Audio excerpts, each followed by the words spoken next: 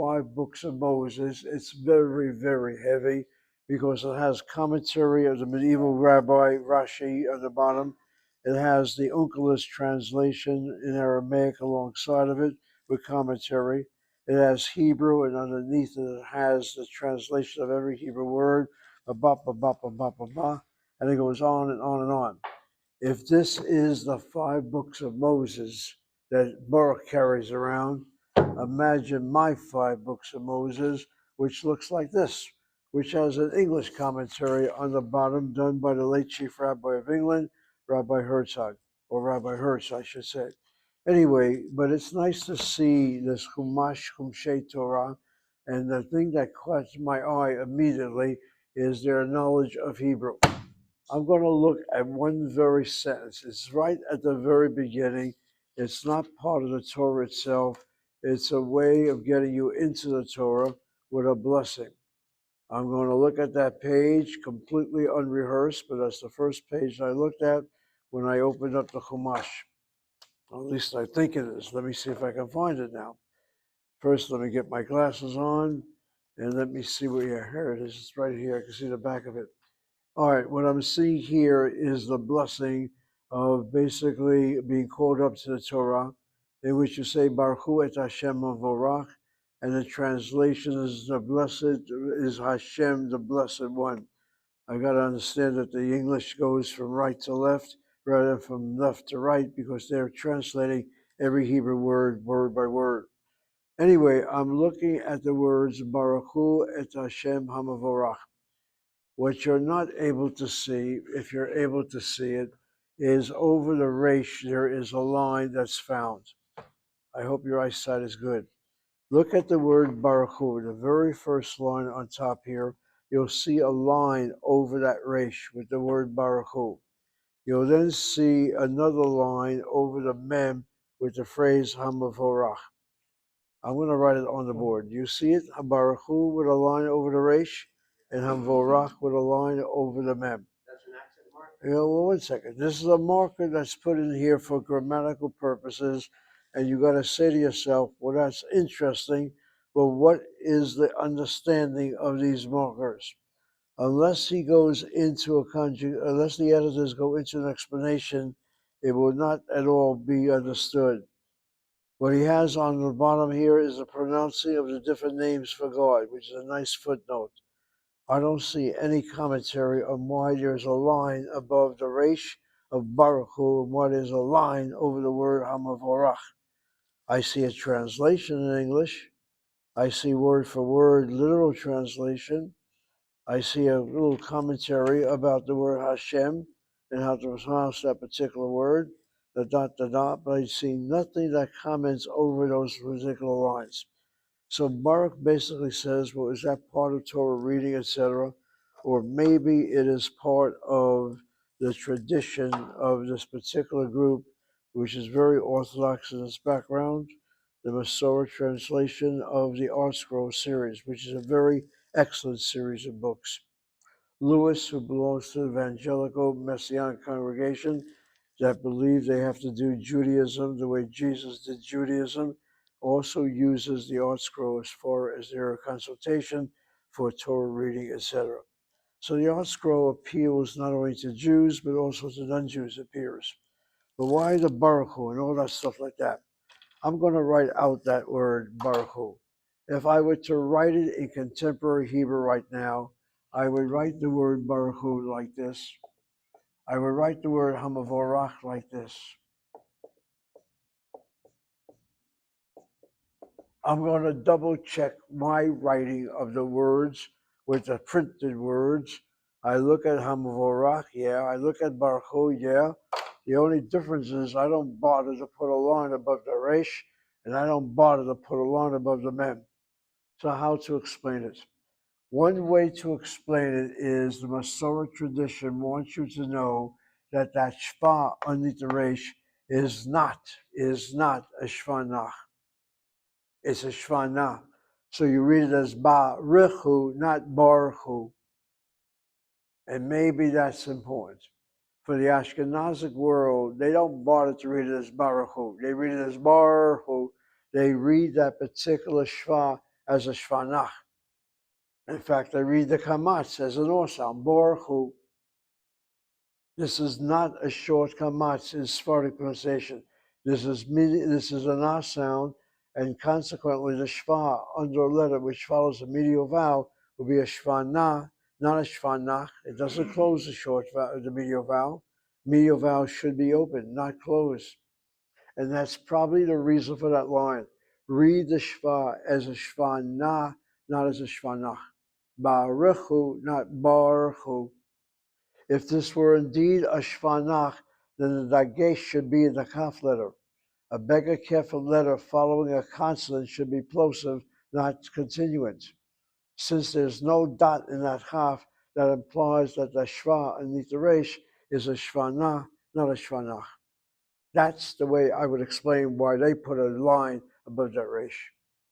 How many of the readers of this particular chumash wouldn't understand that? I will count them as a zero. There's absolutely no knowledge to know that.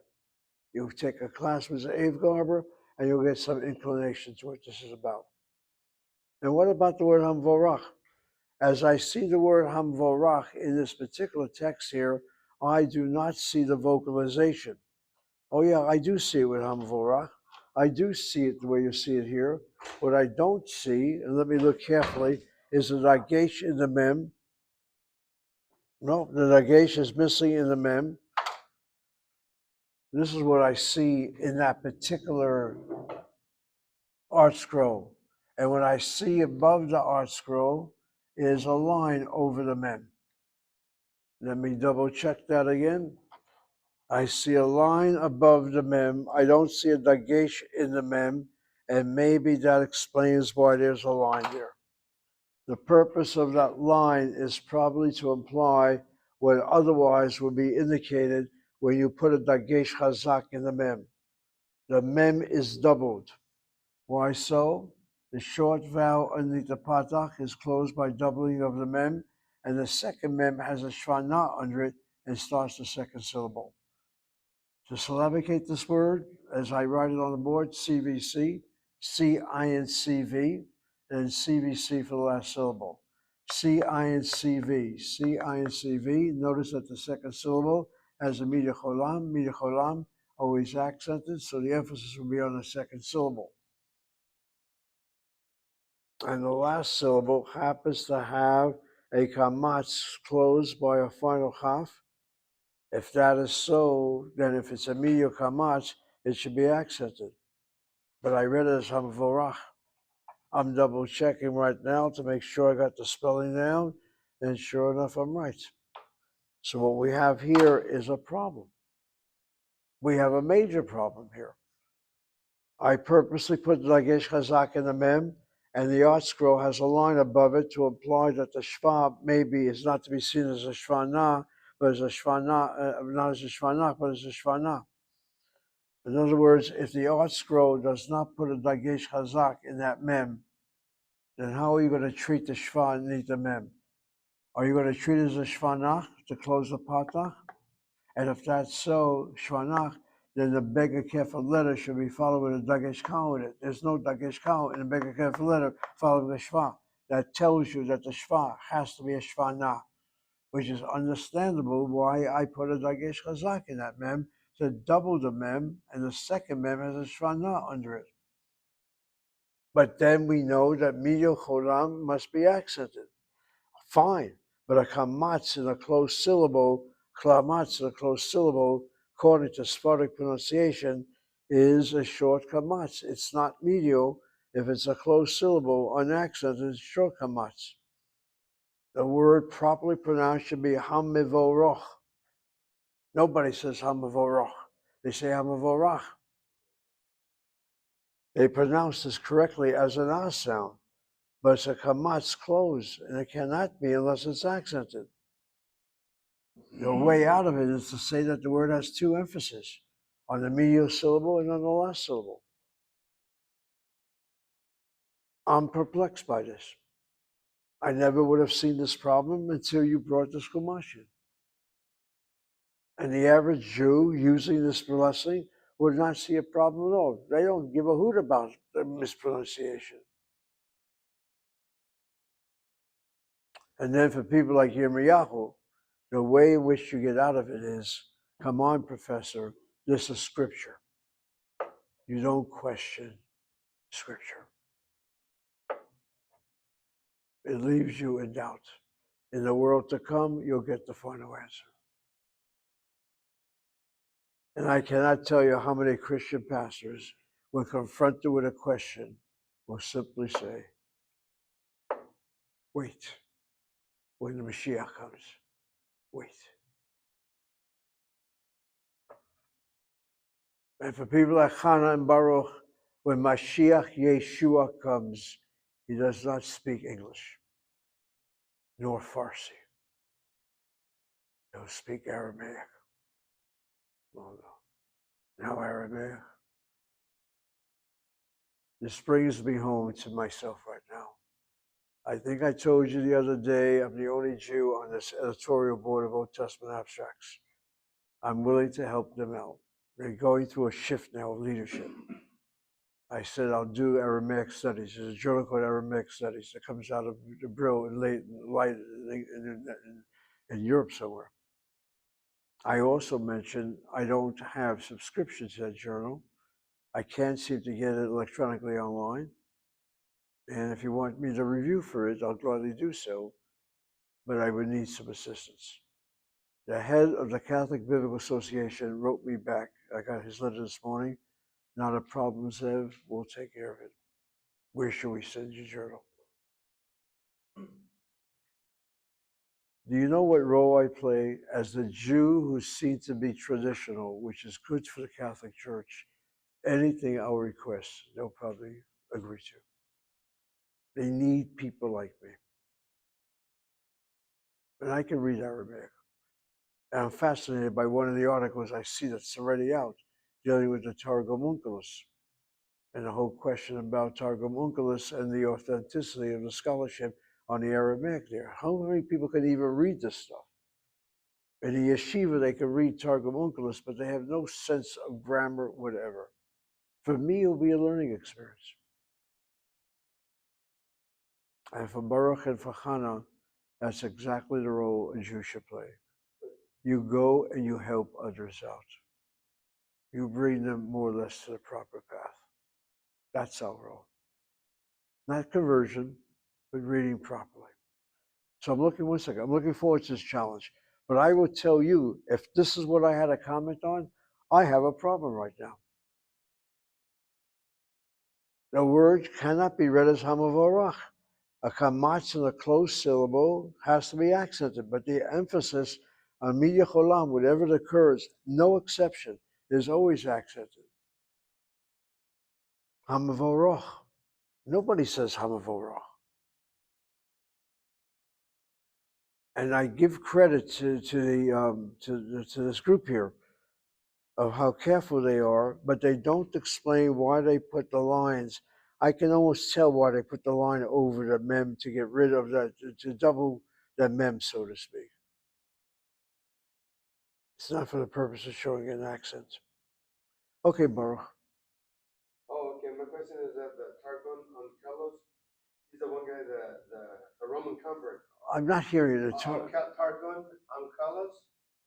Well, you just said that commentary on the Torah. You said Targum on Kalos, the Aramaic. Is that the translation or is that the commentary? Are you talking about Onkelos? Yeah, yeah. Onkelos is basically a commentary also. Yeah. For those who don't know Onkelos is Aramaic that's found alongside the Hebrew Torah. Normally, when you pick up a Bible in a synagogue, if it's a complete one, they'll have the Torah passage. Underneath it, they'll have a Rashi commentary. And then normally the traditional one would also have the Onkelos as well. And Onkelos is another character. The Roman convert. Exactly. And his uncle would send soldiers for him, yeah. and every legions of soldiers, and every time they go, he'd convert all of them. Yeah. And go back to get them sent him.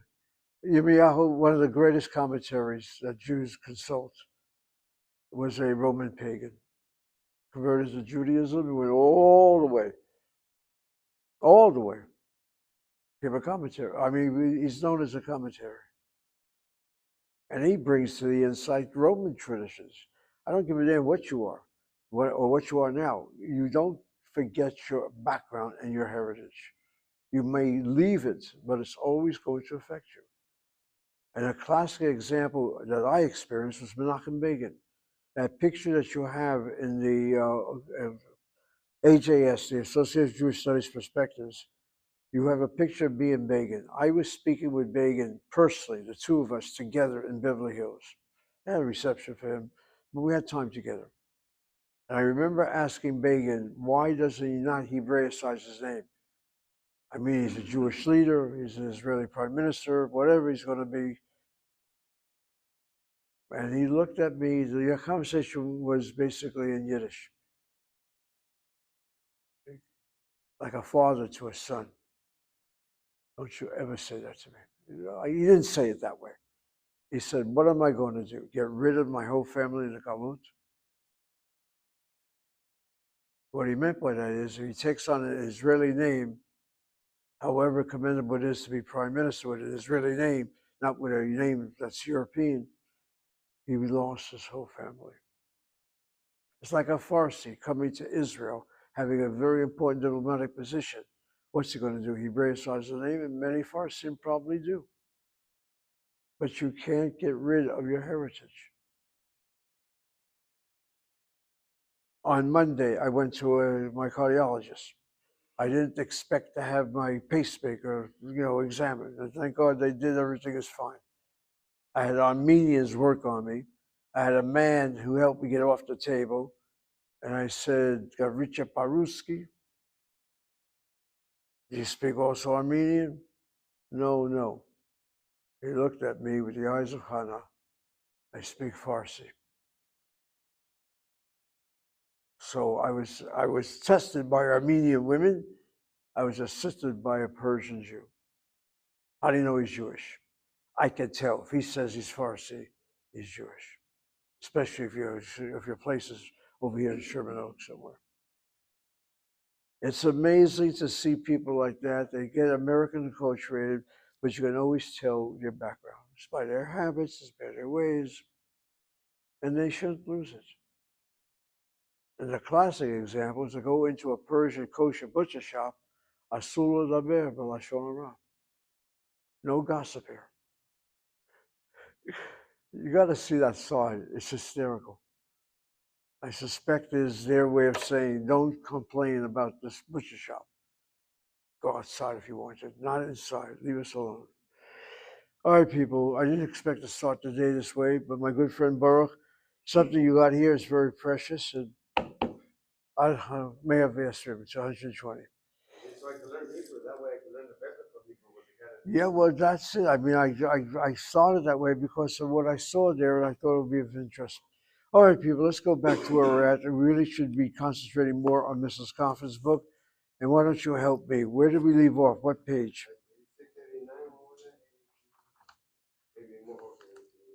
89. We did the Lamadayan verb. 90. Yeah. Okay.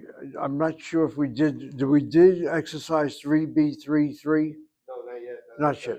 Okay. Then we did up to that particular page there. And I guess what you have here is you'll notice that every sentence in the brackets, she has the verb that she wants you to use, and that's how we'll complete the sentence.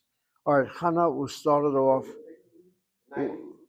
Okay, we're looking at page 90, Jeremiah, and the exercise is that long exercise identified as 3B, Roman numeral 2, I guess, number 3. Go, Hannah. יוסף, כמו אתה לומד, אני לומד ביולוגיה. Very good. Notice how Hannah reads. She sees the sentence, Yosef, in Mata Lomed. Yosef is masculine singular, so what are you, Lomed, not Lomedet? You have to have agreement between verb and noun. And then in response, Yosef answers, Ani Lomed, and then these disciplines, these subjects that we had at the beginning of this unit. So if you're not sure how to read it, just go back there again and biologia, biologia. How many syllables? Bio is B. B is one syllable. Yo is the second. Lo is the third, Gi is the fourth, and Ya is 5. 5 syllables to biologia. And the spelling of biologia, the bet will have a chirik on it with a dagesh chazak in that yud. It's not biologia, it's that yud is double, biologia, biology. And I think I mentioned to you words that end with a kamatse, if they're nouns, whatever, normally are feminine nouns, etc. Continue, Hannah. רינה, לאן את הולכת? אני הולכת לקונצרט. That's right. And Holekha concert, very good. Rina is feminine, that's why it's at holechet. Where are you going? Where are you walking? I guess the better translation would be where you're going. And then Rina, as a female, says not ani holech, but ani holechet. I am going or I am walking if you want. The hey lamekav can be the verb to walk or to go. So you think of a better English of the two words, it's probably I'm going.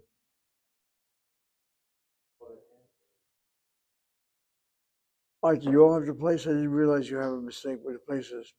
Okay, sentence number 3. Go, Baruch. If attend עבודות אנחנו לא,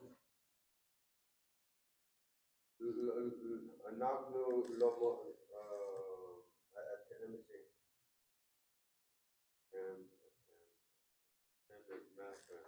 Okay. Okay, if attend עבודות אנחנו לומדים בספרייה. All right, let's try to do this now with a little reason. The question is, Eifo attend overdose. Where do you work? So the answer should be, we work rather than we study. Oh, אנחנו, okay. Okay.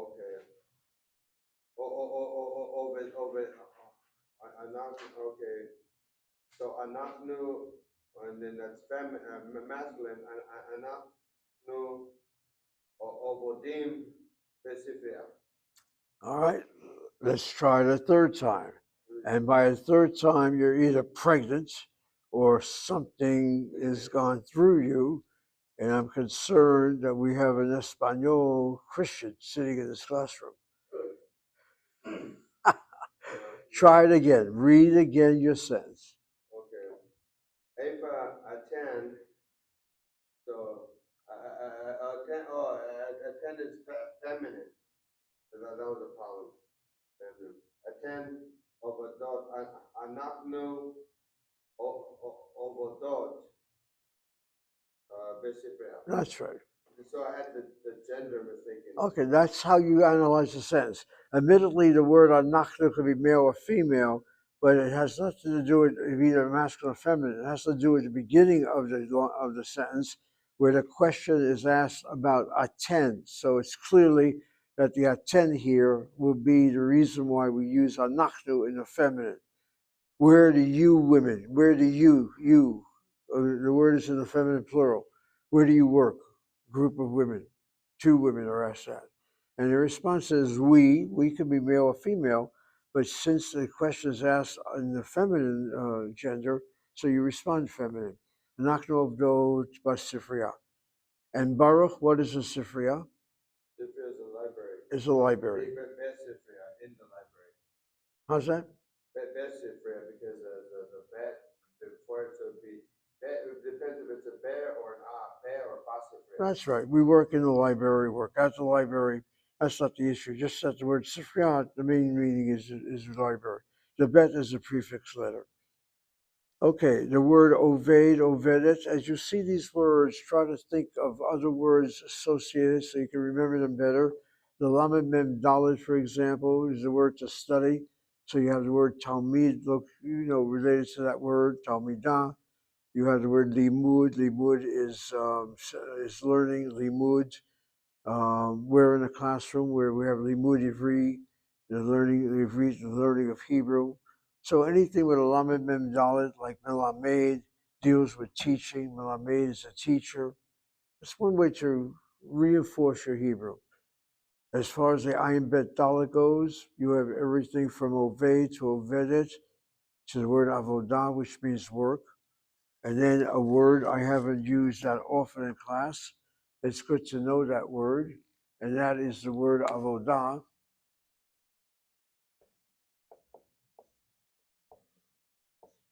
And by the way, the word Avodah means service. It also means religious service, not just simply secular work. And when you add the word Zarah, Zarah is the word foreign. Avodah Zarah is the Hebrew title, Yirmiyahu, for idolatry. Avodah is service, meaning another worship in this case. Zarah meaning strange. It is not our way. So for Jews who are observant, they would say, you cannot be here, you cannot be there. It's Avodah Zarah. So is it foreign or what? It literally means, Zarah means strange or foreign, so strange work. But strange work is not at all descriptive of what it is. It is worship service, it is belief, it is that type of thing. So much so that a religious Jew would not walk into a church. I'm not sure about Jews in Iran if they walk into a mosque. If they do, it's not the same as a church. And Yirmiyahu is going to say, well, why they make a distinction with a mosque they can walk into, but a church they cannot? Because a church has idols. Mary, Jesus. And they're Protestants who are not walking to a Catholic church, probably for the same reason. Thank God Jews don't have idols. But Jews have some window. For example, that synagogue that was hit the other day. I have no doubt in my mind that they have windows in their synagogue that have pictures. The question is, well, can you go to a synagogue that has pictures in the windows? You go to an Orthodox synagogue, you'll have paintings, all right, but maybe not of human beings. Might have a calendar, a shofar, or whatever. Anyway, Avodah Zarah.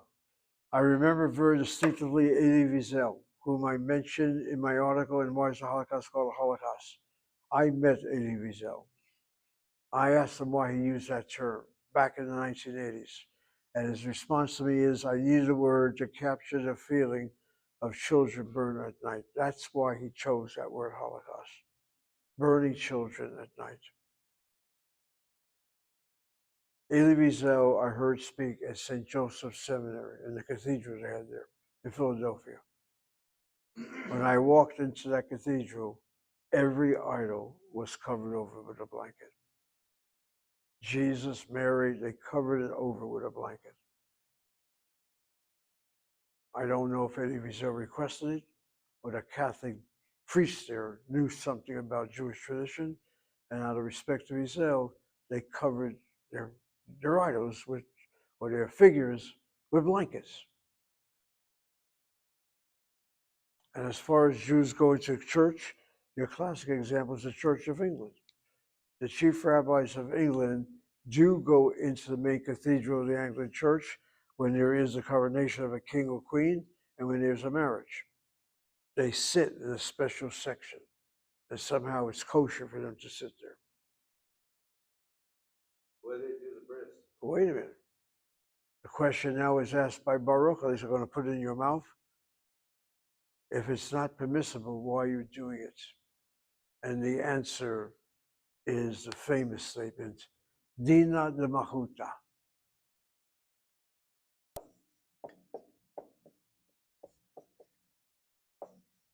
Judgment of the Queen. 1 minute, Baruch. Let me write it out.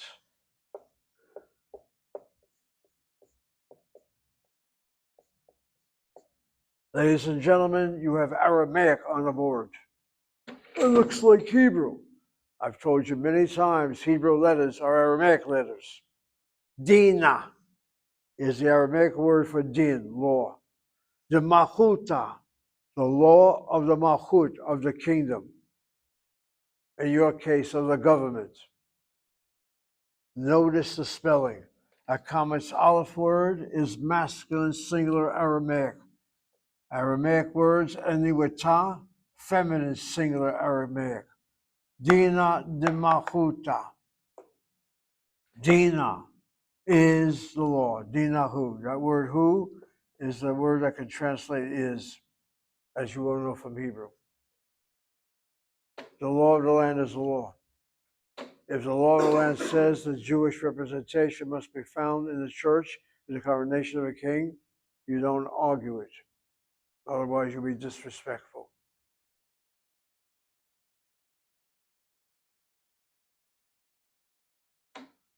It's a good thing you people don't live in Ireland right now. I'm the only one that could be accepted. Do you not see the green? Do you not see it all over? Don't be a wise guy and pinch me. My wife says, wear a green shirt. I said, for what reason? People, I have memories of zilch. As a young boy, your professor had red hair. I did. I also had freckles. I looked like a little Irish kid. In fact, I was called that by one of my mother's relatives. Anyway, yeah, today is, I guess, St. Patrick's Day or something like that. All right, back to our Hebrew again. The terminology that we were going into. I'm not quite sure what got me started on this one. But anyway, it's good to know that phrase, Dina Mechuta, the law of the land, it is the law. Naturally, if it's something that violates serious Jewish observance, then the law of the land gets suspended, such as the violation of the Shabbat day. Even though the Shabbat is not observed as Saturday in the law of the land, does not permit the Jew to break the Shabbat observance. Okay, back to our Hebrew again. Okay, I'm looking at sentence number 3, Eifo aten ovdot, anachnu ovdot basifriya. It could be we work in the library or at the library, so it would be basifriya. If it's in a library, then it's bisifriya. All right, Yirmiyahu, you want to take sentence number 4?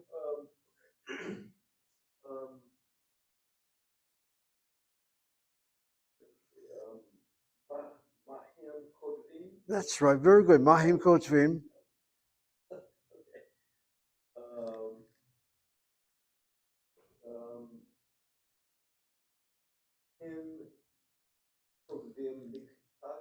That's right. No, you got it right. You're getting there. Okay. The only thing I would make a comment about is hit the last syllable. You read it as Haim Kotvim Michtavim. Should be Michtavim. Michtavim. Yeah, the last syllable. Yeah. If you go Michtavim, then I understand why. You spend some time in Brooklyn, and consequently that Brooklyn influence is there. And who knows, that woman, that beautiful black woman is going to come over and say, show you how to kiss the mezuzah. May well be a Brooklyn woman who says Michtavim, and Michtavim. I'm no prophet, Yirmiyahu, but let me tell you, Jeremiah in the Bible, he had a role to play, and boy, you're fulfilling it one and every day, slowly but surely. Anyway, you're improving very nicely. Mahem Kotavim, what are they writing? Hem Kotavim Michtavim. Okay, then you notice again, what verb that we use here? We use Kotavim. Why so? Because the subject pronoun is Haim. If this were Hain, then Mahem Kotavot. All right, the next line. Yirmiyahu, read one more line.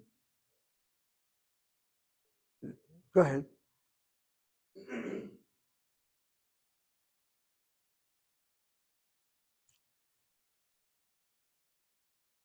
All right, could you make out what Dalet Vav Dalet represents? I don't know what's that in the parentheses. Oh, that's the verb. I'm sorry. The verb that you're going to be using is in the parentheses. So what Edna Coffin does, she makes sure, she gives you a blank and she wants you to fill in the blank. And what do you fill it in? You fill in the verb that's in the brackets, but make sure you vocalize the verb to agree with the subject to have a proper sentence. All right, let's begin with this. Do you have any idea what Yud Dalet Ayin means? Okay, let's try that again. I want you to give me the response that you did. Yirmiyahu, do you have any idea what Yud Dalet Ayin means? Your response is? No. Well, that word no. Yirmiyahu, by this stage, I think your influence as Abe Garber is not just simply totally human. There's something mystical about him. You responded no.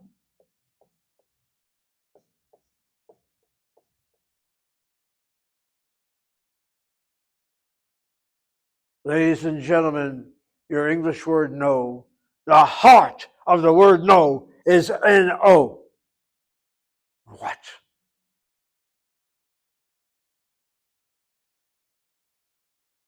Baruch, Chana, Yirmiyahu, I ask a question, you give an answer, and you say, I know this is right. Are you that sure? The word no has no in it.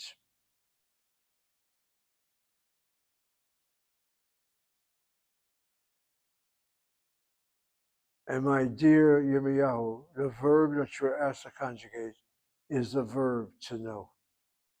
Why would you say no when the verb you're asked to use is no? You think this is by accident? Yirmiyahu, are you still with us? Are you with us? Are you out of here?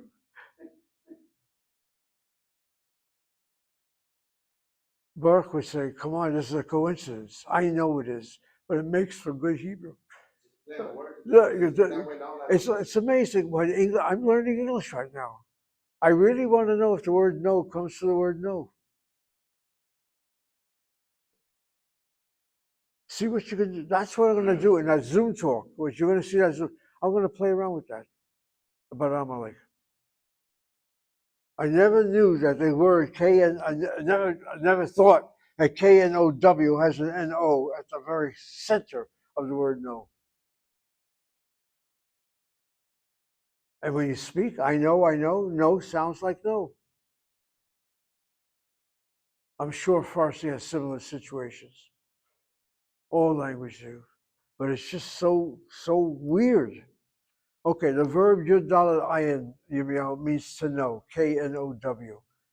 All right, with that said, the first word is probably going to throw you as well. Any idea what Dalet Vav Dalet represents? Yirmiyahu? Okay, we just got to go ahead. All right, Baruch, do you have a sense of what Dalet Vav Dalet is? And what's the name? Okay, David. Okay, that's how I would read it as well. Okay, Yirmiyahu, back to you again. If the subject is David, then how would you conjugate Yud Dalet Ayin? If the verb means to know. So the word would be David knows.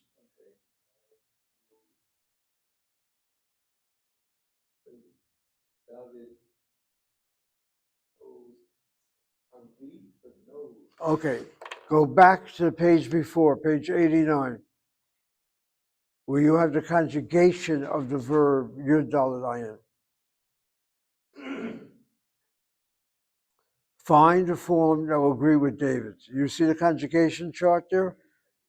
Okay. Which one will go with David?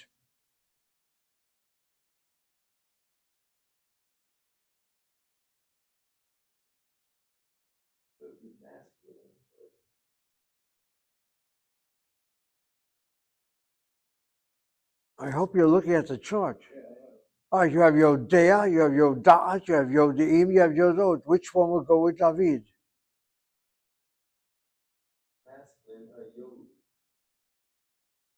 Are you saying Yodea? Yodea is masculine singular. Okay. All right, you'll find time today. Just try to go over this. So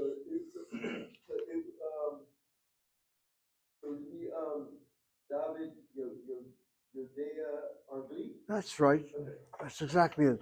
And the Yodea form, what we did last time before last time we saw you, is basically look at that verb, a lamed ayin verb. It's also pei yud lamed ayin, and the stolen patah. And the two segos for the feminine singular, due to the lamed laryngeal, basically, thank you, basically get changed to two patachs.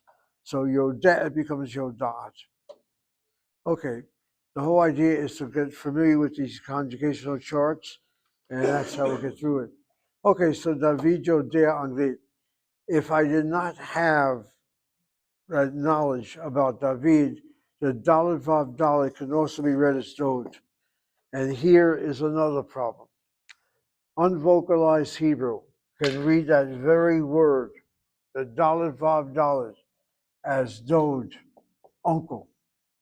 Can also read it as David. And the name David in the Bible, when David is first introduced to us, he's spelled out this way, Dalet Vav Dalet. But in the book of Chronicles, or later books of the Bible, David is spelled this way with a long chirik and not the short chirik. So Israelis today, I don't doubt it, will spell the name David like this. Why so? So that you don't confuse it with the word Dod. And here's a good example of how to get through unvocalized Hebrew. They'll spell uncle Dalet Vav Dalet, even though it can be read as David, and they'll spell David by adding the Yud, which is also the spelling that's found in Sivrei Hayamim, the book of Chronicles. And what if you have an uncle by the name of David? Dod David. You can spell Dod, and then you add the word David, or spell them the same way.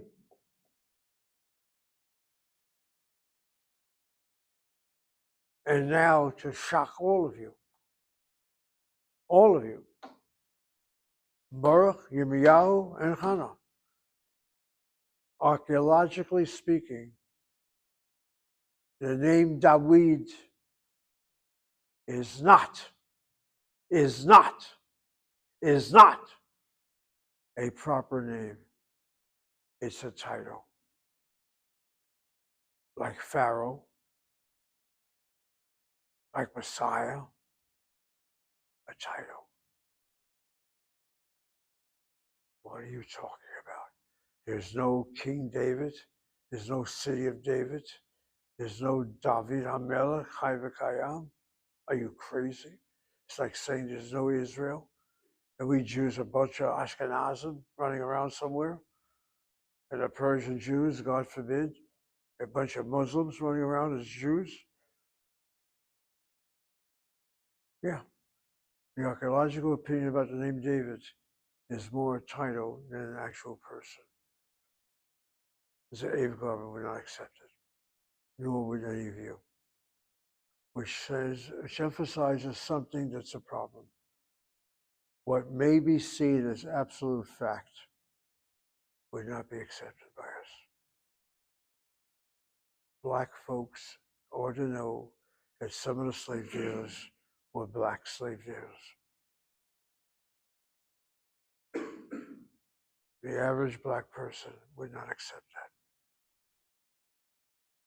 Yirmiyahu knows that. What are you insulting us now? That's what happens. I have no problem accepting David as an actual person, David HaMelech. But that's what I'm reading from archaeology now. That's what happens. That's the conflict between academic classroom and your religious background. That's why Zev Garber is okay for you, because he can handle both positions in a proper way. All right, Baruch, you had a question? All right, all I know is that David and Dod is often confused the way you spell it, but either spelling it, Dalet Vav Dalet, would either go for uncle or go for the name David. Quick question. Yirmiyahu? So, if David is a title, what is king? The word king is melech. Let me just get something down here. The period of David HaMelech, I think what scholars really look for, they like to find some archaeological evidence that somehow talk about David. According to the chart I have here, David's period as king of Israel is 1005 to 965. Only recently, by recently I mean in my lifetime, and I mean in my adult lifetime, did they find some archaeological evidence that has the name David. Yirmiyahu, let me see, look at me now. That's wonderful. The problem is the archaeological evidence is not, quote, Jewish. It's a foreign amulet with David or something like that written on it. The minute you see it with something foreign and not something Judean, right away, how Jewish is this thing, David? When I was a kid, Pharaoh, we always used Pharaoh. We never used names like Ramses or the other names there. Chemosek. It was always Pharaoh. We didn't have a sense of different names. I don't think most Jews who basically study in the Jewish environments have a sense of these different kings. Or take the name of Mordechai and Marduk, or Mordechai in the 597 Babylonian exile, when Xerxes is said to be the one that's supposed to be the king of the story of the book of Esther, that lived in 400. Then you figure it out, it's not really Mordechai, it's his great-grandfather Kish that's part of that 597 exile. That's how you get out of it in a way. Or in your terminology, if the book of Esther is so damn important, then why Hashem's name is missing? Furthermore, the book of Esther has nothing to do with Eretz Israel, with Judea, with Jerusalem. It deals with Galut. And the place is called Persia. It's like having the Jewish survival in this country being so phenomenal. And if we're putting a Bible together today, should there not be a book dealing with Jews in America?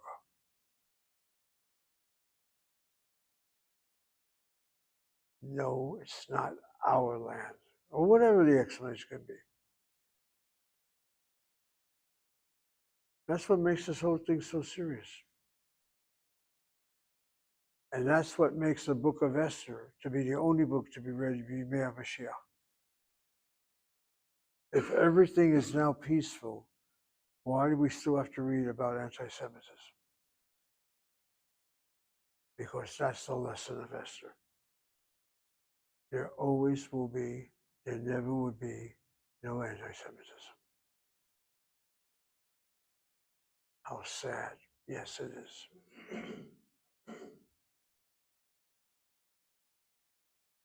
And I'll make it personal. I thought the Tehran business would be over in a week. And now you have demonstrations in New York City where they're glorifying the Hamas and Hezbollah. And in Tehran itself, if you show any dissident behaviors, they'll shoot you in your house. And how long can Israel fight this battle?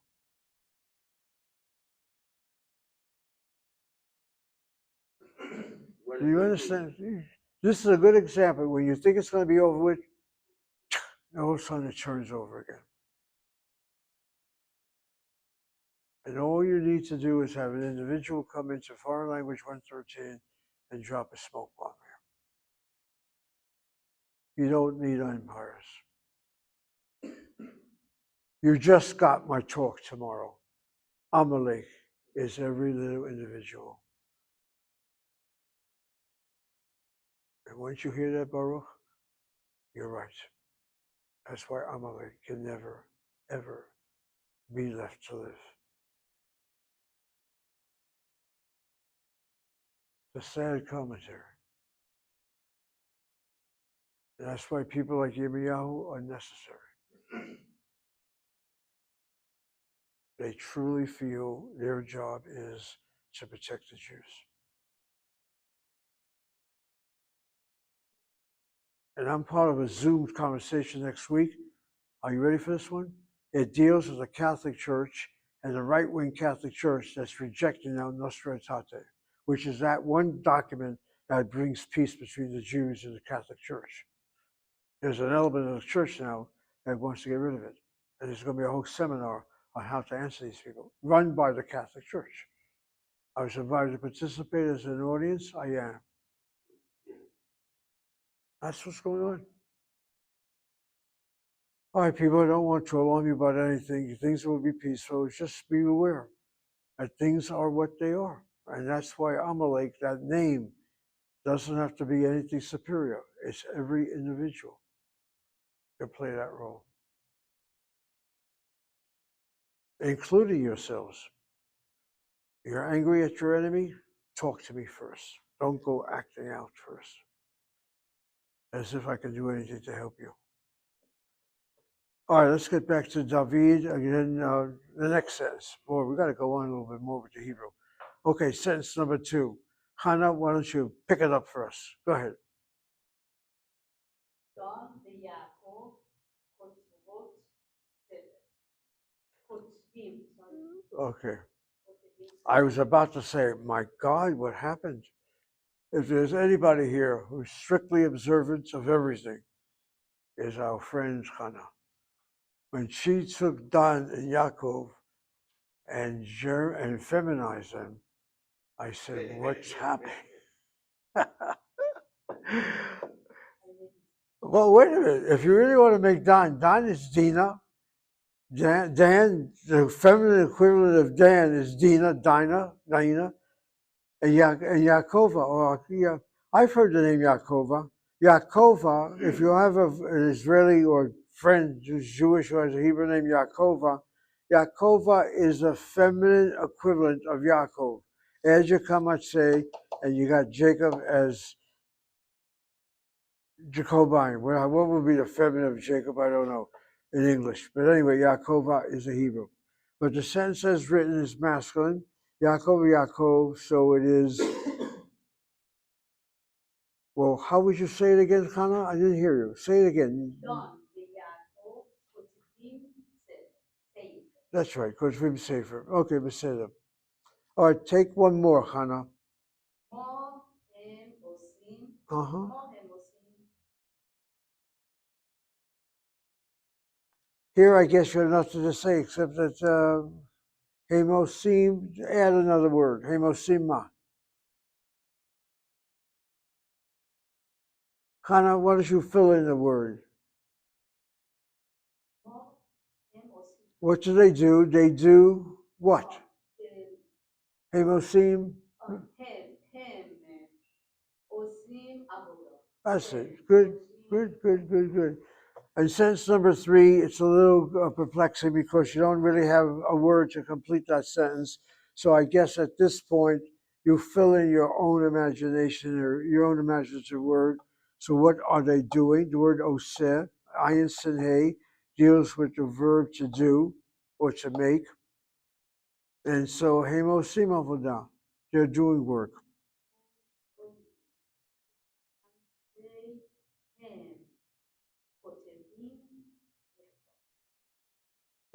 I'm not sure what you're doing now, but we're doing sentence number 3. I'm just repeating what you did, which you did correctly. Okay, the shorish of that word, ayin, the verb is ayin sin hey, and again, any word that has that particular root deals with something that is done. And perhaps the biggest word, the significant word to identify with that shorish is ma'aseh. It's a good word to know, ma'aseh. The Ashkenazim who speak Yiddish say Maisa. The proper Hebrew is Ma'aseh.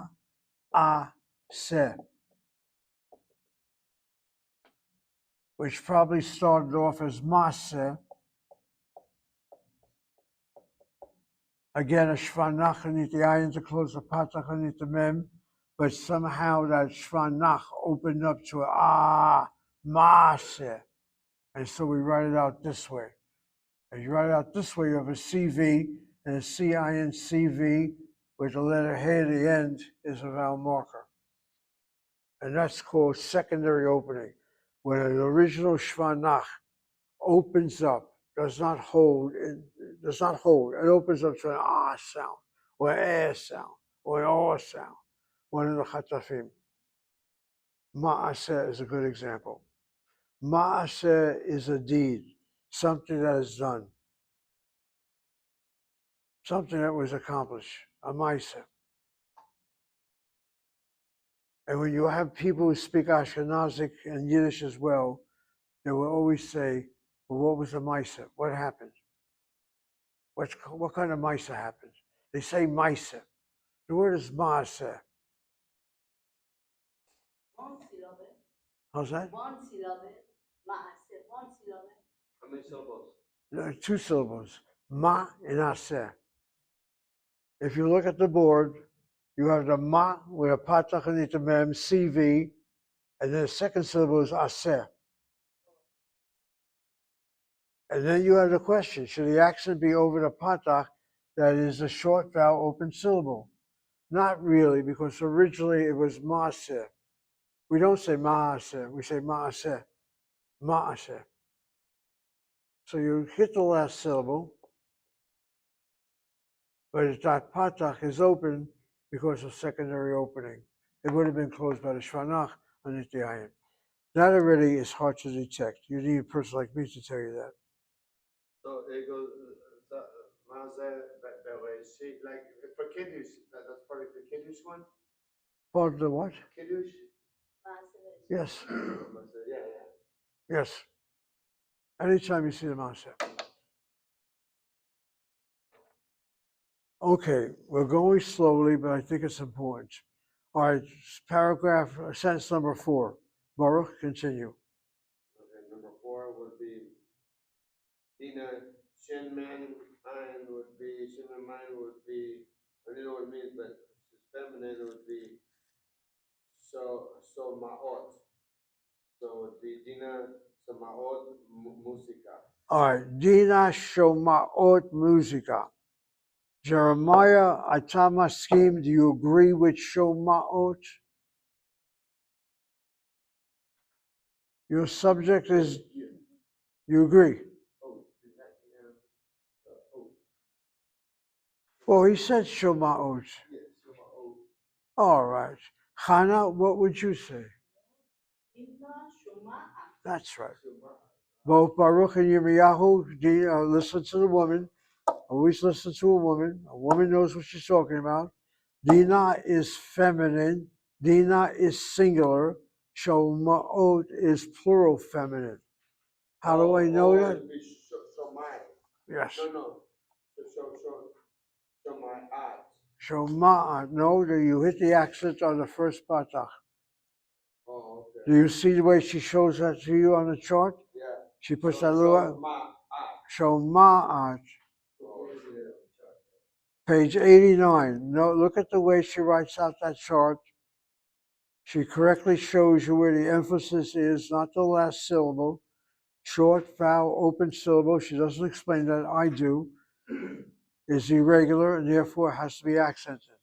Shoma'at, yoda'at. Okay. But back to the sentence that we read, definitely not the plural. Dina is singular, so Shoma'at Musika. All right, Baruch, let's redeem you with the next one. See what you can do with number 5. okay. Declaring the final note. Okay, so Hain, you have to know the pronouns. That's the key to this. So Hain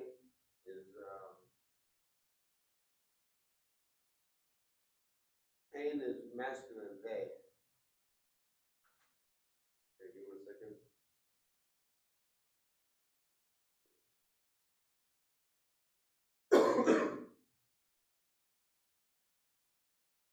Hain, Ratzar. Ratzar would be Ratzar. What is that? Okay, you're groping. Retz, Sadik, and Hay. All right, so Lamed Hey verb, first of all, you have to go back a few lessons to find the conjugation. But I was assuming that every day that we study some Hebrew, try to get down the verbs there and practice it, and that way we'll get it down. Hain, Rotzim, Leohel. Okay. The verb is le'echol, that's number one. Again, the verb is conjugated, or the infinitive. It's le'echol, le'echol. I'll write it on the board. The Lamed Hey verb is rotzot. Why so? Because the subject is hain. Hain is feminine plural, Baruch, not masculine. Haim is masculine. All Hain is feminine, all Rotzot. That's right. All right, let's stop here a moment. The conjugation of a Lamed Hey verb. Rather than write it all on the board again, go back a few units. It's not found on page 89 or 88. So the Lamed Hey is probably found, it is found, pages before that. Again, it's a question of seeing it, or maybe it's not. It has to be, because you would not be able to do this without that introduction. All right, to find it, I have to go back with you. All right, le'echol is found on page 58. The infinitive le'echol and the masculine singular and feminine singular is found there as well. And then that word, the Lamed Hey verb, is found on page 58, the vocabulary. The conjugation of the Lamed Hey verb is found in unit number 2. So unit number 2 is where you look at. The whole intent is that you get it down. The verb to eat is found on page 65. The conjugation. Shleimim verb is found on page 62. Peyayim verb is found on page 63. The holech verb is found on page 64. The ochel verb is found on page 65.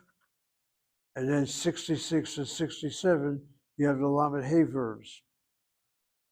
That's what you guys have to go over. Write it out if you want in a chart for yourself, or make a Xerox copy so you have it in front of you.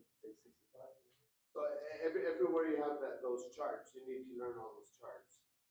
Everywhere what? All the charts. Yes, you should know. Yeah, these are Lamed Hey verbs. Otherwise, it's just simply groping at something. Just take a look at the Lamed Hey verb, page 67 with me. The word shoteh. That's a Lamed Hey, Shin Tav Hey, rotzeh. It's a Lamed Hey verb. It's shoteh and then shotah. The Lamed Hey drops out with the plural, rotzim, rotzot, shotim, and shotot. And then the infinitive, the Lamed Hey drops out, the Cholam Tav takes over. It's ritzot, add the Lamed, break the Shva cluster, the Chirik Azon the Lamed now, liritzot, and lishtot. And what about the verb to eat? The verb to eat is not a Lamed Hey verb. The word to eat, she has somewhere here.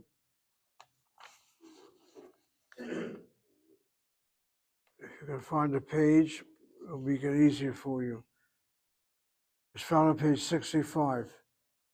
Notice Ochel looks like a Shleimim, Shomer. Ochel looks like Shomeret. Ochlim and Ochlot sound like and look like Shomerim and Shomrot. It's the infinitive that's different. And what makes the infinitive different? As I'll write it on the board right now. If you take the Shin Mem Resh, the regular Shleimim, you have it as, this is the formula. So it should be Shimor, and you add the Lamed, the Shva cluster, and it's broken by pointing the Chirik underneath the Lamed. The Shmor. In the case of the verb to eat, because it's a Pei Aleph verb, you have not a Shva na underneath the Aleph, but a Chatav Segol. Echol.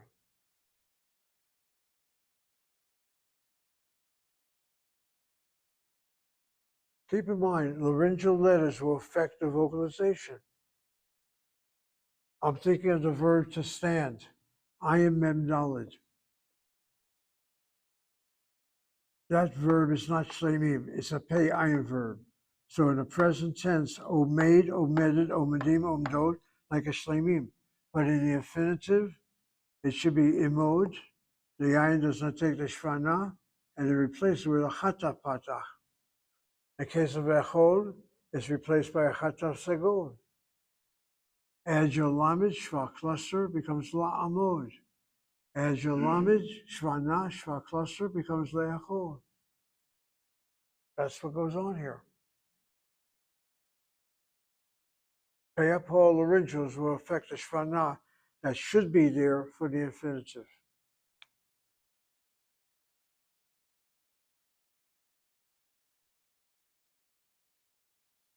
And then you have a verb such as hey yud hey.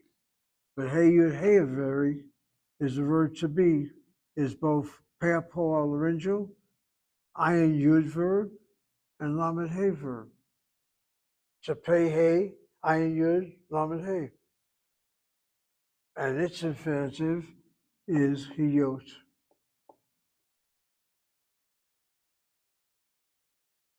And the lamed shva cluster liot. Here the hey doesn't take on a chatapato, chatapsago, or chatapkamatz. Each verb will have its own distinctive feature. Liot means to be.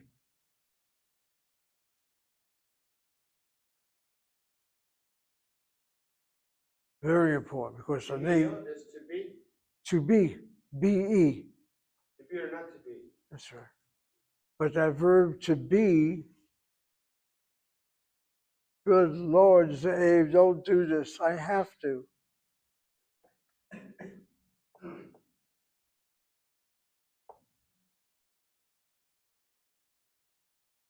You learned this hour that the word to know has no in it. The word to be has the word being. You call yourself a human being, a being is existence. When you expire and you pass, you're no longer a human being. You're dead. You expire.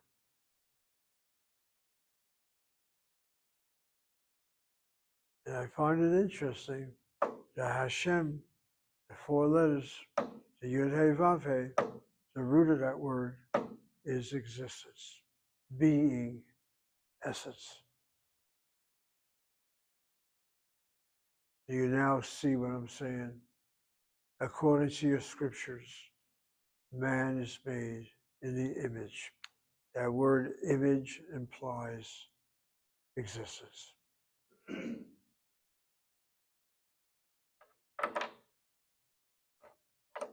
And then you can have a field day with that. As we act, does God act the same way? To some people, yes. Yirmiyahu, when you get angry, you can also suggest God can also get angry. The wrath of God is how every minister talks to his congregation. To avoid that wrath, you pay attention. People, you can do sermon upon sermon upon sermon, but that's the power of language. The one idiom you associate with your professor, language influences the way we think.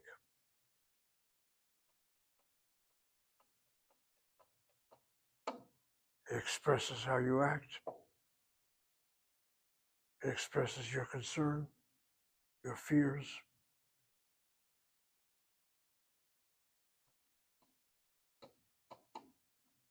And when you take that walk on a Sunday afternoon or Saturday,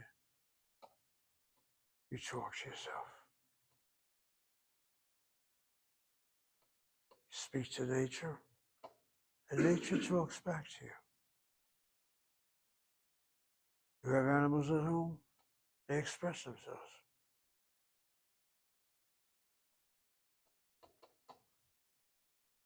Trust me on that one. Listen to your animal. And when you leave and close that door, that cry of that dog of yours doesn't stop. You don't know that you're out of the house. Okay, people, enough of sermonizing, but I speak from experience. Okay, let's go back to our little Hebrew now. Once they get carried away, you can almost see why you got to be careful with what Garber does. He's into something, he doesn't know where he left off at. Page 90. Which one are we at? Page 90, number 6. Number 6 on 3B23. Are we on page 90? Wait a minute now. Okay. Hey, Gimel Shin. The verb would be the verb on number 6. Which number under 6. bed? 6 at the bottom. 6. Number 6. 6 on bed. Yeah, okay. All right, Baruch, why don't we have you finish off that particular targil? Go ahead. Ron? Ron Pogesh. That's it.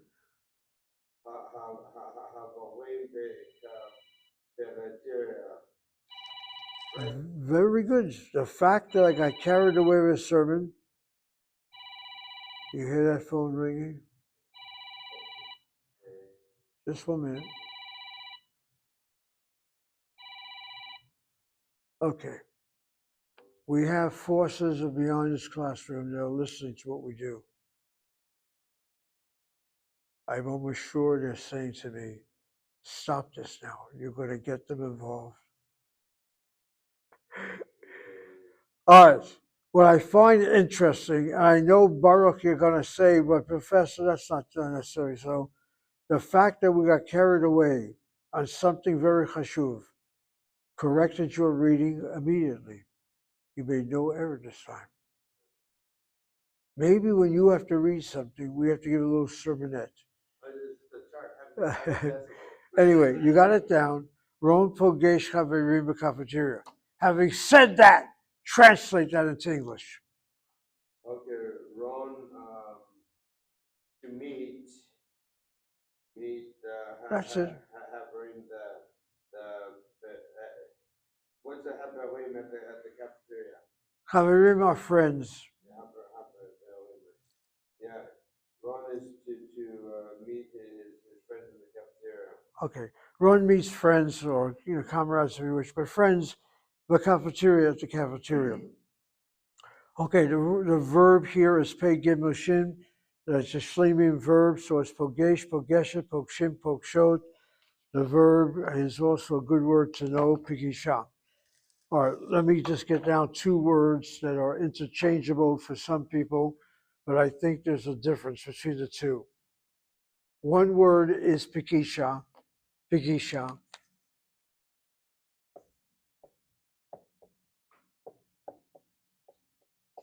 And the other is asefa. Pikisha is a meeting, M-E-E-T-I-N-G. You have a meeting with somebody, Yeshach Pikisha ito. Pikisha is meeting. Asefa is also meeting, but it means Asefa is a gathering, So if I were to meet Hannah and we had to discuss something, I have a Pikisha with her, or I have a Pikisha with Yirmiyahu at 3 o'clock today, a meeting. But a group of people, it would be either Pikisha, but it's more like an Asefa, a gathering.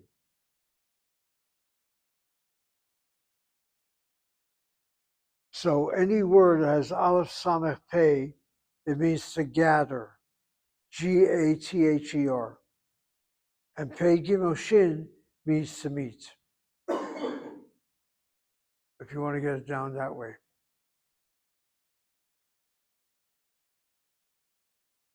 So the sentence that Baruch read is that is that Ron has a meeting, meaning he's meeting his friends in the cafeteria. All right, Yirmiyahu, try the next one. Gimel. What's the word?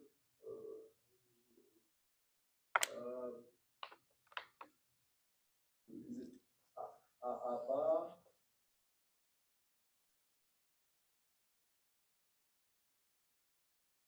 Okay. All right, we just went over that chart with Rotzeh. Abba, is it Abba Shote Rose La Leche? Okay, the first word is la'an. La'an. Oh, okay, I see what you mean.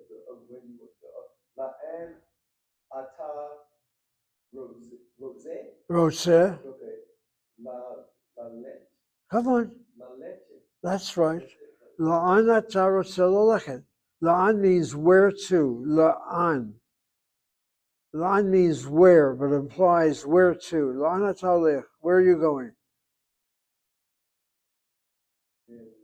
And then the word is lalechet. All right, let's just take a look at all these words here. First, the word la'an. Again, language is very confusing. The word where in English, W-H-E-R-E, where can be implying where is the box? W-H-E-R-E, where is surgical mask? The box. Where is the door? That word where is afo. Get down new words for all of us. Afo is where in the sense of location. Afoata, where are you? Not Apa? It's Apa. Afa? No, afo. As you see, it's spelled out. That word translates as where, but it implies location. Afa, afo haYehudim, where are the Jews? When you use the word afo, it's both for singular and plural, male and female. The answer will tell you whether it's male or female. But the word afo, yes, afo is where. It's a collective word which implies male, female, singular or plural. And now the word la'an. La'an means where in the sense of direction. La'an ata olech. La'an ata nosea. Where are you going to traveling? Good word to know. Nun sin ayin means to travel. Nosea is a masculine singular present tense. Nosa'an will be the feminine. Nose'im and noseot. In addition to afo and la'an, you have also the word ayeh. Ayeh.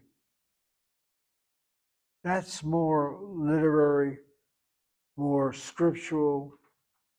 Ayeh.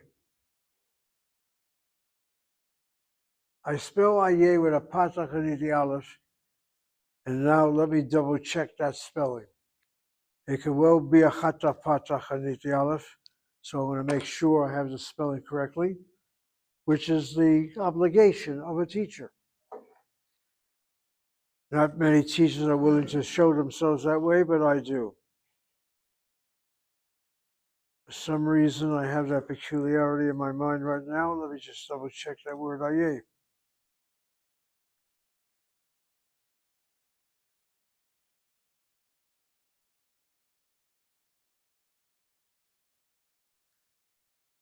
Let's see now.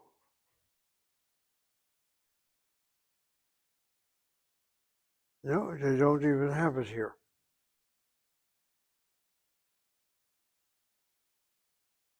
No, the word is not found in the contemporary dictionary I have here, which underscores already something I said. I said the word is literal, the word is scriptural, and because of that, it's not included.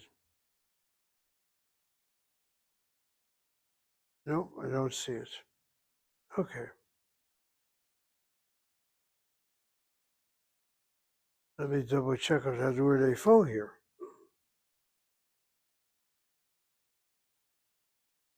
Yes. Yep, afo, where? W-H-E-R-E with a question mark. That's their way of saying afo in the sense of where, as direction. Okay, afo, where to? Rather, afo, where in the sense of location. La'an is where in the sense of direction. And aye, spelled this way. It's also possible, if you come across it in your readings, that aye might be spelled this way. I opted for this spelling. The dictionary could not help me.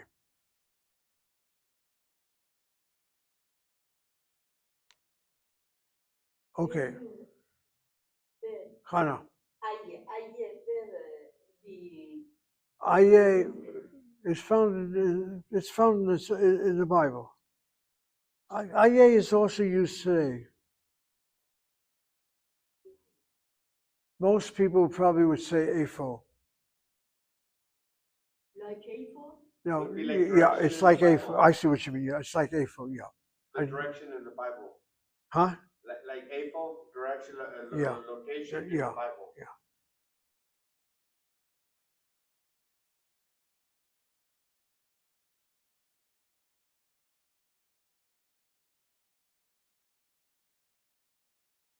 I believe so. Yeah. Okay. Again, my mind could be restricted in that area, but that is my gut reaction. Yes. Okay, let's just make sure we finish it before we take a break. Okay, let's go back to the word that says one second. One second. The word lalechet. The word lalechet. All right, let me get down that word lalechet. Lalechet is unusual. You have the shorish of that verb. Let me write it on the board.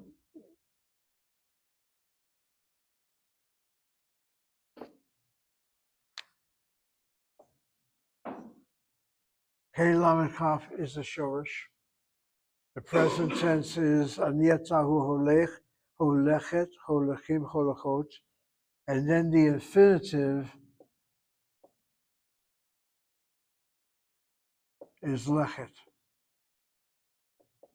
The infinitive is unusual. It is lechet. The pei hey drops out completely. The lamed, normal pointing, should be with a shvana. However, we told you that bakal letters, the bet letter, the kaf letter, and the lamed letter uses a prefix when attached to a word where the accent is on the first syllable. If you look at the word lechet, that's the infinitive without the lamed. You have a short segol, open, irregular, has to be accented. So the lamed would take on the pointing of a kamatz. Not lilechet, but la lechet, la lechet. And it means to go by feet, by foot, not by car. Meaning to walk.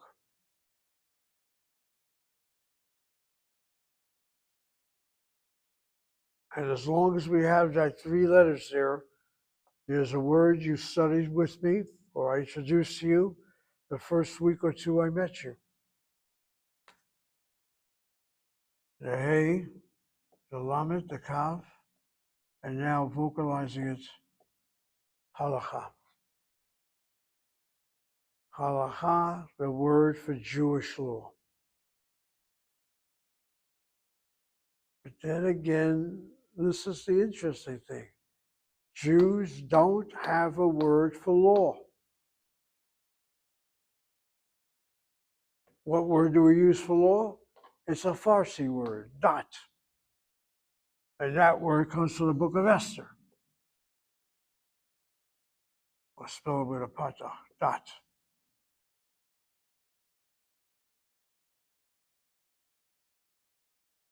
It's not Hebrew.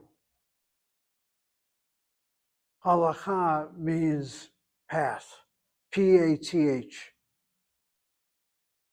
the path that you're expected to walk. Not to the left, not to the right, straight. Hannah says, what keeps us on the path? They're called mitzvot, commandments.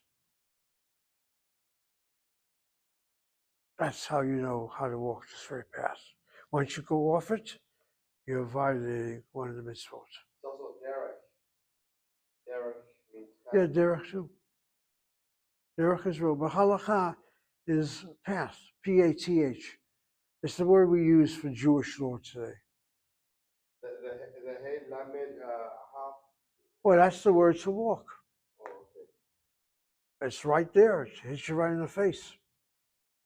And notice how I vocalize that word.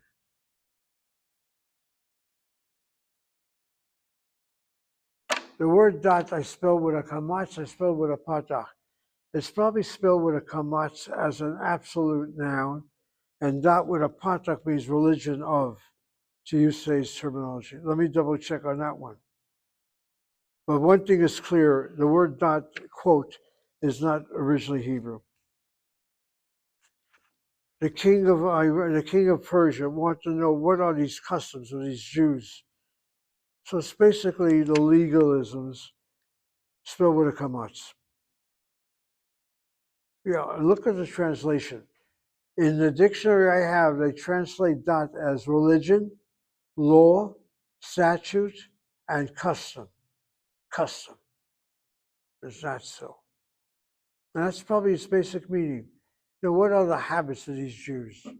But the word itself is not, quote, for the Torah. The word itself is Farsi. All right. לאן אתה רוצה ללכת? אני רוצה ללכת לעבודה. I want to finish this up, so we're going to have Hannah read more. Hannah, continue. לאן אתה רוצה ללכת?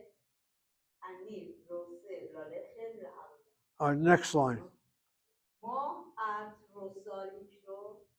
אני רוצה לקרוא ספר. Let's just stop it right there. Ma'at רוצה, did you say? Likro? אני רוצה, את. oh, that's right, it says at. So ma'at רוצה, which you said. רוצה לקרוא, אני רוצה לקרוא ספרים. Continue, Hannah. מה אתם רוצים לשמוע? אנחנו רוצים לשמוע מוזיקה טובה. Okay. Ma'atem rotzim lishmoa, what do you want to hear? So the anachta will be masculine, anachta rotzim lishmoa, מוזיקה טובה. muzika tova. Is that what you read? Yeah, okay.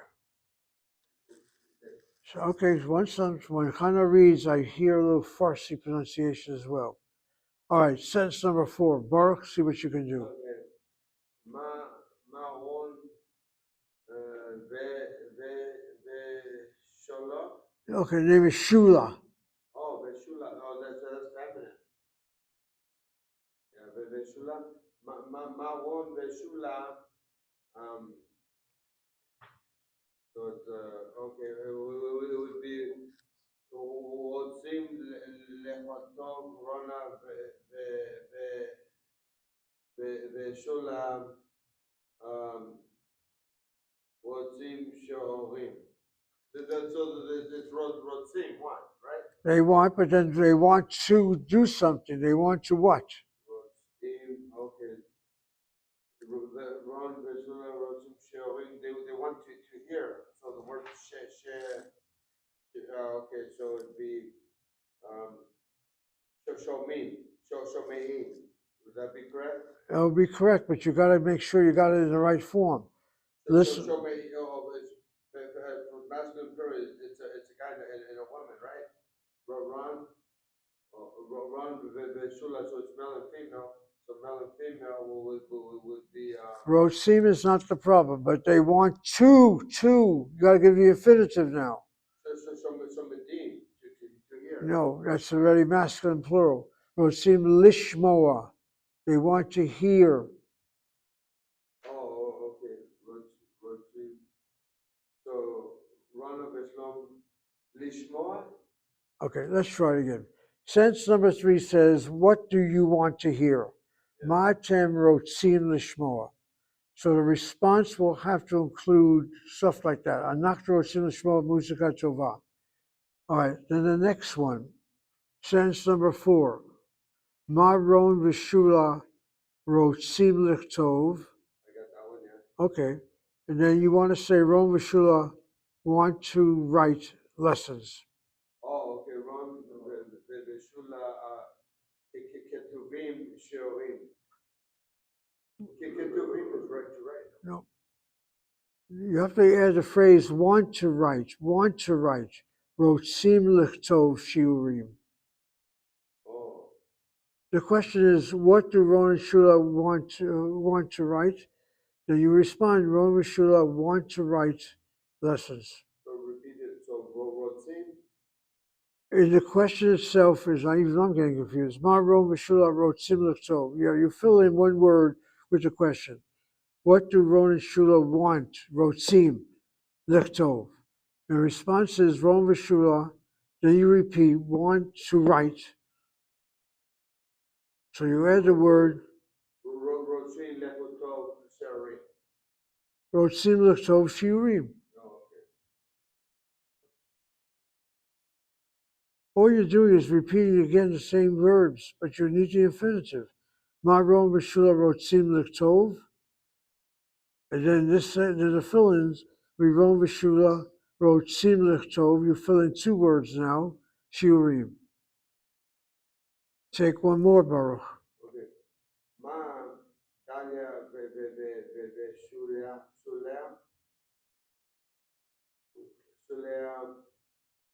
Wotzot, right? The feminine. That's right. Wotzot Lelomon. Lilmod, stop it right there. You got that down. Ma Daya v'shula rotzot, want to study. Lilmod. Now repeat. Now you're going to repeat it again for the answer. Go ahead. Okay. Dalia Veshulia Wotzot Lelomodot Sofot. That's right. Daya v'shula rotzot lilmod. The verb to study means is lilmod. You didn't. In other words, your fill-in was incorrect. Daya v'shula. You repeat that word rotzot, and then you add the word lilmod. Oh, okay. So it'd be Rotzot Lemod. That's it, right. And Yirmiyahu, we're going to take you with the last one. Number 6.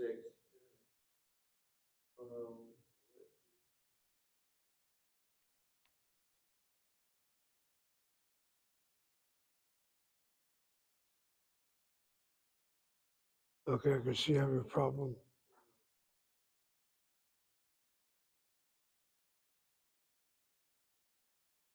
Okay.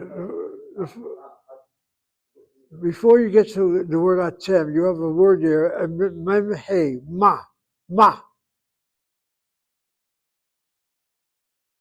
Sentence number 6, do you not see the memhe there?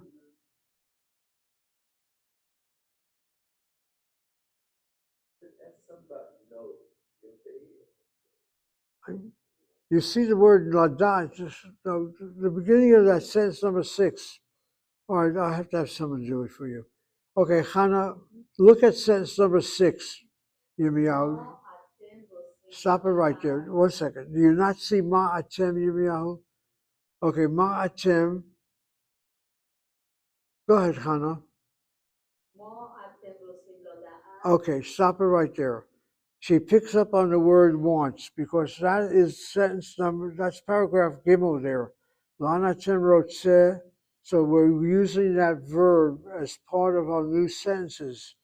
What do you want in this case here to know? Ma'atem rotzim ladad. She fills it in with the word rotzim to agree with the word atem. Continue, Hannah. אנחנו רוצים לדעת. That's right. When it comes to filling, you repeat the exact same question. Only now you give it as an answer. Ma'atem rotzim ladad. What do you want to know? We want to know. Anachnu rotzim ladad. And then you have an answer given in Ivrit. Okay, people, it takes a long time to overcome these obstacles, but if you do it every day, you'll overcome it. And try to write them out. Do this on your own, but write out a little bit at home as well. Okay, you need that break. Come back around 20 after or thereabouts. Just take a little break now and recover. Okay.